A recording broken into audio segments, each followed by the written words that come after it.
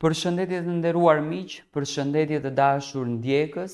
Ja ku po startojmë sot me maratonën e komentimeve të ngjarjeve që po ndodhin brenda në shtëpinë e Big Brotherit, por jo me aq, edhe jashtë saj. Ky Big Brother diskutohet kudo. Mbrëm në Prime patëm shumë dinamika. Si fillim patëm situatën e Gjestit edhe të Eglit, ku Gjesti dha qëndrimin e tij dhe dha përgjigjen e tij drejt Eglit. Në një pjesë të situatës Gjesti u duk i prekur dhe i përlotur për arritjen shpirtërore që arriti Egli dhe psikologjike, dhe në fakt është e dhimbshme nga një dashuri të arish të shkatërosh edhe veten, po ndoshta janë këto vajzat e sinqerta që dashurojnë shumë dhe më në fund, domethënë mbestin në katër rrugë nuk marrin asnjë gjë. Dhe në anën tjetër është kjo Egli që reagon në Instagramin e saj duke shkruar një fjalë goditëse kundër drejt Gjestit, duke thënë që të gjitha lotët që dalin nga syri i një femrës, Zoti i numëron, mos e bëj një femër të qaj. Gëzuar 8 marsin. Ishte kjo kundërpërgjigja e gjithë diskutimit 40 minuta që u bë në Prime natën e mbrëmshme gjatë fillimit të Prime-it. Gjithashtu nuk kam mbetur pa replikuar edhe Xheneta, pa dhënë mendimin e saj. Xheneta është përfshirë shumë në këtë situatë, ka komentuar shumë këtë marrëdhënie, e ka diskutuar shumë nga jashtë. Siç duket sot ishte shumë e lumtur edhe e gëzuar, më pozitive dhe ndoshta më e bindur që Gjesti e do dhe do të krijojë diçka jashtë me të, do ketë një lidhje jashtë me të, duke i thënë disa fjalë që deri diku edhe e mbrojti Gjestin. Ajo thot kështu: unë mendoj thot që këtu është gabim Egli, nuk është gabim Gjesti. Gjesti ja ka botë qartë që ka tërheqje fizike dhe është normale se është alamet goce e bukur dhe seksi. Po momentin kur ajo ka ndjenja tjera ndaj një mashkulli dhe ai mashkulli ta bon të qartë që nuk kom ndjenja, po kom veç tërheqje fizike, si thoni kësaj gjës? Do thënë, kjo është reagimi i Xhenetës, që Xheneta e qua normale që Gjesti të ketë tërheqje fizike, do me thënë ndaj një femre, sepse është shumë e bukur. Sipas Xhenetës i bie që Gjesti ka tërheqje fizike edhe ndaj Danjës, edhe ndaj Olës, edhe ndaj Rizartës, edhe ndaj shumë gocave të tjera aty brenda shtëpisë, ndërsa në anën tjetër ja ka bërë të qartë që nuk të dua. Do me thënë, situata e Gjestit edhe Eglit lë shumë për të kuptuar. Gjesti nuk është natyra që e tregon gjithçka që ka brenda tij, ndoshta do të krijonte diçka, por mbrëm në një farë mënyrë u mbyll më krejtësisht ky kapitulli i një dashurie të shumë përfolur apo i një çifti të mundshëm në këtë sezon. Dhe është sezoni më i paparashikuar dhe sezoni më i çuditshëm. Xheneta është shumë pjesë e Big Brother, më konkretisht e Top Channel.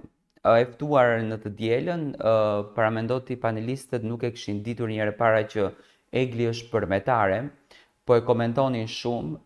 Krisa dha mendimin e saj që Gjesti nuk ta linte që ta kuptosh në qoftë se nuk e ndjente me të vërtetë Eglin, se ishte herë e ndjej, herë s'e ndjej, herë e dua, herë s'e dua, do të thënë ka qenë në mëdyshje dhe këtë e dim të gjithë. Gjesti ka qenë 50-50, por ajo që më së shumti e ftohu Gjestin në këtë pikë dhe e solli në këtë gjendje ishte posesiviteti, ishte energjia e madhe që Egli po jepte drejt Gjestit, që atë po e mbyste. Dashuria e madhe që jepte, respekti i madh që jepte, vlera e madhe që ai jepte, do të thënë gjitha kjo ishte shumë e tepërt për qenien e Gjestit, ishte shumë e tepërt për njeriun e Gjestit, edhe nuk e përballonte dot. Në të gjithë këtë komentimin, çuditërisht, Xheneta tha një fjalë që mua më tërhoqi vëmendjen. Ne të Kosovës, tha, nuk jemi si këto të Shqipërisë që qajmë dhe përulemi dhe i kërkojmë falje një mashkullit. Ne, tha, jemi, tha, aq të egra në dashuri sa që ta plasim në fytyrë dhe tha nuk qajmë kur. Edhe pse Xheneta e pati këtë reagimin dhe këtë qëndrimin tashmë që për mendimin tim u duk sikur kishte marrë shumë krah dhe sikur kishte bindur veten e saj që ky çuni i cili është brenda atyre mureve, në momentin që do dalë nga kjo shtëpia, do vi direkte te zemra ime dhe zemra ime e preta të krahapur kur gjesti ç'as ka thënë për atë brenda në shtëpi. Ka thënë që kjo goca më ka shkatruar emocionalisht, më ka shkatruar psikologjikisht, më ka shkatruar emocionalisht në kuptimin e thash një herë, domethënë, pastaj më ka shkatruar fizikisht, etj, tani të njëjtën gjë e thot dhe për Eglin. Dhe kjo është e çuditshme tek gjesti, por gjithsesi nuk mundemi dikë të çojmë të dashurojmë me zor. Egli ka bërë vetëm një reagim të vetëm, një reagim që unë do ta lexoj edhe një herë, domethënë do ta sjell pranë jush, e cila ka ndodhur mbrëm më një herë pas përfundimit të komentimit që ndodhi mes Eglit edhe për historinë e Eglit edhe historinë e gjestit. Domethënë mendohuni mirë para se të bëni një grua të qaj, sepse Zoti numëron lotët e saj gëzuar 8 marsin.